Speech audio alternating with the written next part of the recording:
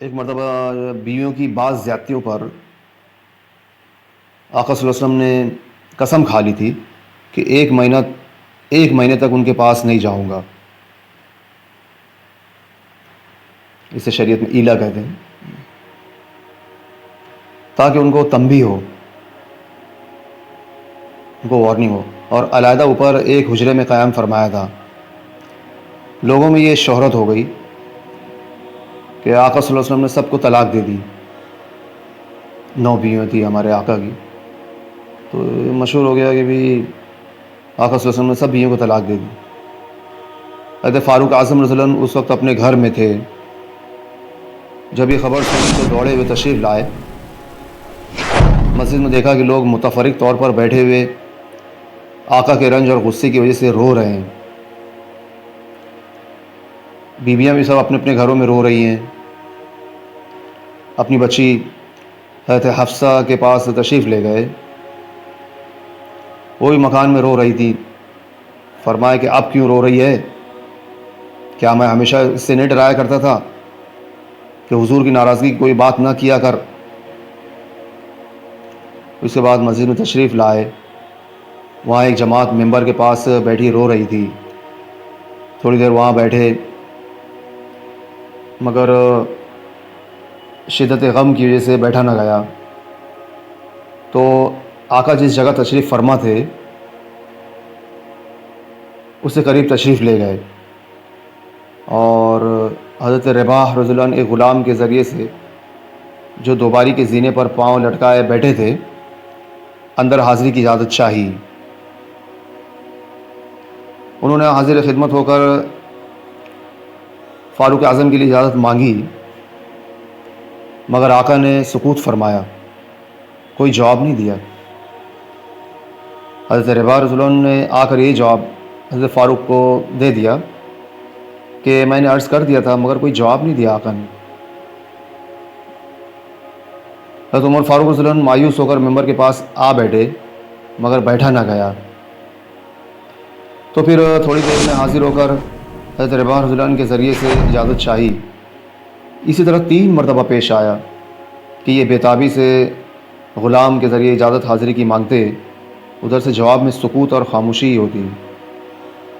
تیسری مرتبہ جب لوٹنے لگے تو حضرت رباح رضی اللہ عنہ نے آواز دی اور کہا کہ تمہیں حاضری کی اجازت ہو گئی. فاروق اعظم حاضر خدمت ہوئے تو دیکھا کہ ہمارے آپ پہ آقا شہنشاہ دو جہاں ایک بوریے پر لیٹے ہوئے ہیں، جسے باردان بولتے ہیں نا، اس پر لیٹے ہوئے ہیں، جس پر کوئی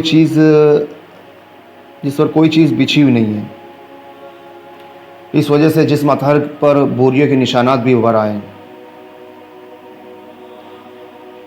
خوبصورت بدن پر نشانات صاف نظر آیا ہی کرتے ہیں. تو ہمارے آقا کے جسم اطہر پر بھی بوریوں کے نشانات پڑ گئے تھے. اور سرانے ایک چمڑے کا تکیہ ہے جس میں کھجور کی چھال بھری ہوئی. میں نے سلام کیا اور سب سے اول تو یہ پوچھا کہ کیا آپ نے بیویوں کو طلاق دے دی؟ آقا نے فرمایا نہیں. اس کے بعد میں نے دل بستگی کے طور پر آقا صلی اللہ علیہ وسلم سے عرض کیا، یا رسول اللہ، ہم قریشی لوگ عورتوں پر غالب رہتے تھے، مگر جب سے مدینہ آئے تو دیکھا کہ انصار کی عورتوں کو کہ وہ مردوں پر غالب ہیں. انصار کی عورتیں مردوں پر غالب ہیں. ان کو دیکھ کر قریش کی عورتیں بھی اس سے متاثر ہو گئیں. اس کے بعد میں نے ایک آدھ بات اور کی جس سے آقا صلی اللہ علیہ وسلم کے چہرے انور پر تبسم کے آثار ظاہر ہوئے. میں نے دیکھا کہ گھر کا ٹوٹل سامان یہ تھا: 3 چمڑے بغیر دباغت دیے ہوئے اور ایک مٹھی جو ایک کونے میں پڑے ہوئے تھے. میں نے ادھر ادھر نظر دوڑا کر دیکھا تو اس کے سوا کچھ نہ ملا. میں دیکھ کر رو دیا.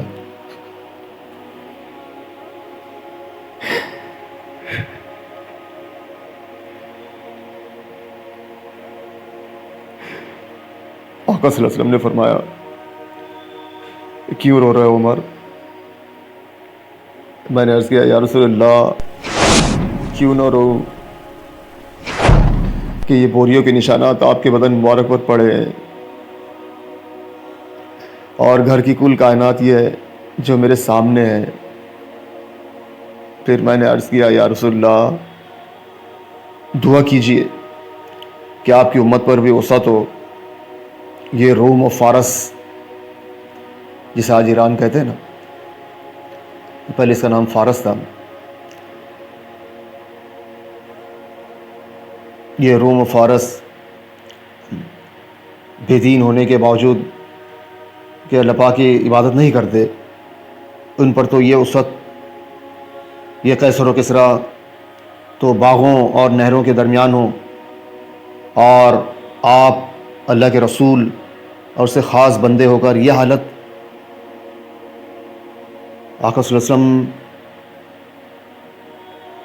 تکیہ لگائے ہوئے لیٹے تھے، فاروق اعظم کی یہ بات سن کر اٹھ کر بیٹھ گئے اور فرمایا کہ عمر کیا اب تک اس بات کے اندر شک میں ہو؟ شک میں پڑے ہوئے ہو؟ سنو، آخرت کی وسعت دنیا کی وسعت سے بہت بہتر ہے۔ ان کفار کی طیبات اور اچھی چیزیں دنیا میں ان کو مل گئیں، ان مشرکین کو، ان کفار کو طیبات اور اچھی چیزیں دنیا میں مل گئیں، اور ہمارے لیے آخرت میں۔ فاروق اعظم نے عرض کیا کہ یا رسول اللہ میرے لیے استغفار فرمائیں کہ واقعی میں نے غلطی کی۔ سنا آپ لوگوں نے میرے ویورز، یہ ہے دین اور دنیا کے بادشاہ اور اللہ کے لاڈلے رسول کا طرز عمل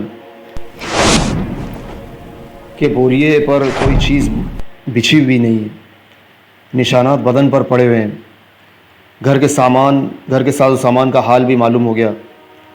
اس پر ایک شخص نے دعا کی درخواست کی کہ آپ اپنے لیے وسعت کیجئے، امت کے لیے وسعت کی دعا کیجئے، تو وارننگ فرمائی، تو تنبیہ فرمائی۔ امی عائشہ رضی اللہ عنہا سے کسی نے پوچھا تھا کہ آپ کے گھر میں حضور کا بستر کیسا تھا؟ فرمایا کہ ایک چمڑے کا تھا جس میں کھجور کی چھال بھری ہوئی تھی۔ امی حفصہ سے بھی کسی نے پوچھا کہ آپ کے گھر میں حضور کا بستر کیسا تھا؟ فرمایا کہ ایک ٹاٹ تھا جس کو ڈبل کر کے حضور کے نیچے بچھا دیتی تھی۔ ایک روز مجھے خیال ہوا کہ اگر اس کو چوہرا کر کے بچھا دوں تو زیادہ نرم ہو جائے، چنانچہ ہم نے بچھا دیا۔ آقا نے صبح کو فرمایا کہ رات کو کیا بچھایا تھا؟ ہم نے عرض کر دیا کہ وہی ٹاٹ تھا، اس کو چوہرا کر دیا تھا۔ فرمایا نہیں، اس کو ویسا ہی کر دو جیسے پہلے تھا، اس کی نرمی رات کو اٹھنے میں مانع بنتی ہے، اس کی نرمی سے رات میں تہجد کے لیے اٹھا نہیں جاتا ہے۔ اب ہم لوگ، میرے ویورز، اب ہم لوگ اپنے نرم اور روئے دار گدوں پر بھی نگاہ ڈالیں۔ ہمارے پاس ہے نا بڑے بڑے فوم، بڑے موٹے موٹے میٹریس، تو اپنے بستروں پر نگاہ ڈالیں کہ اللہ پاک نے کس قدر وسعت فرما رکھی ہے۔ آج امت کو اللہ پاک نے کس قدر وسعت فرما رکھی ہے، اور اس کے باوجود بھی پھر بھی بجائے شکر کرنے کے ہر وقت ناشکری تنگی کی شکایت ہی زبان پر رہتی ہے۔ اللہ پاک ہمیں ہر حال میں اور زندگی کی ہر سچویشن میں آقا کی اتباع کرنے کی توفیق عطا فرمائے، کہ آخرت میں جو ہے سکہ محمدی چلے گا، دوسرا کوئی سکہ نہیں چلے گا،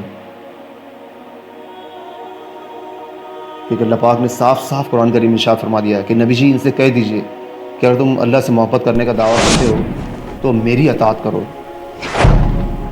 تو اللہ پاک بھی تم سے محبت کرنے لگیں گے۔ اور ایک اللہ پاک نے اور ارشاد فرمایا کہ اور مومن کے لیے اللہ کے رسول کی ذات میں بہترین نمونہ ہے، تو ہمارا آئیڈیل، ہمیں جسے فالو کرنا چاہیے، وہ اللہ کے رسول کی ذات ہے۔ آج دیکھو نا کیسے کیسے بے حیاؤں کو لوگ فالو کرتے ہیں.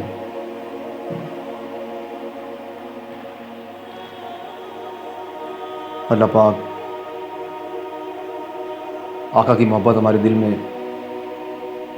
پیوست کر دے. اگر آپ کو یہ باتیں اچھی لگی ہوں تو اسے لائک کیجیے، چینل کو سبسکرائب کیجیے اور اسے فرینڈس میں شیئر کیجیے تاکہ ایک نورانی ماحول بنے، ایک دینی ماحول بنے اور اللہ پاک کو امت پہ پیار آ جائے اور ہمارا امت کا کھویا ہوا وقار جو اللہ پاک پھر سے ہمیں لوٹا دے. آج امت بہت بے وزن ہو گئی ہے، آج امت بہت بے وزن ہو گئی ہے، آج امت بہت بے وزن ہو گئی ہے. وما توفیق الا باللہ.